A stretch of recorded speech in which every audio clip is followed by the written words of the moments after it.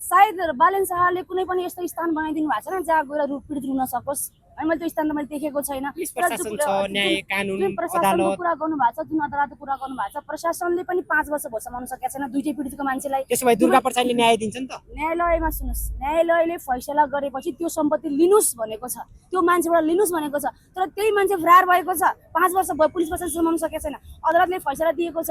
अब अलिकति न्याय भन्दा पनि तपाईहरु मिडिया मेरो अगाडि किन त्यसरी आउनु भएको छ र म किन बोलिरहेको छु भन्दाखेरि केवल तपाईहरुको दिमागमा कुन चाहिँ प्रश्न गर्यो भने भ्यू जाला भनी जाला।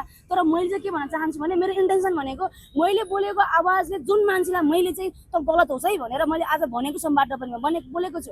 तिमीहरु जस्तो मन्त्री कसरी हुन्छ, मुख्यमन्त्री कानुनले समात्न नसकेको कुरा तपाईले बोलेर समातिन्छन् र भने त्यही त हो। यही त छ नि कुरा भनेका, कानुनले आजसम्म के हेरेर बसेको छ भनेर झकझकाउने माध्यम भनेको मिडिया हो। अनि तपाईहरुलाई मैले त्यसकै लागि बोलेको, वास्तवमा रमिता देखाउन बोलेको होइन नि त। तपाईको मिडियाबाट त्यो मान्छेको चरित्र बाहिर आयो तर हिजो म त्यहाँ दर्शी थिएँ, तर त्यहाँ देखाएको कुरा त रमितै होला।